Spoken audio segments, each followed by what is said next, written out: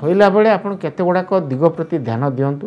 गोटे है ठीक टाइम रे खातु ठीक टाइम रे शोया चेष्टा करूँ आ राति कौन प्रकार कौन चर्बी जातीय जिनस खातु ना जद्वारा कि आपंकर एसिडिटी प्रॉब्लम जगू निश्वास नबार जो व्याघात सृष्टि हुए से सब समस्या निजक दूरे रुहतु कौन प्रकार मादक द्रव्य राति शोला बेले नियंतु नहीं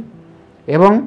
टिके 30 डिग्री रु 35 डिग्री रु 40 डिग्री पर्यंत उच्चा करके शुंतु जदि आप स्वतंत्र घुंगुड़ी मारुंच एवं कड़े शुंतु यार कारण है टिके कड़े शोवा एवं उच्चा करके शोवा द्वारा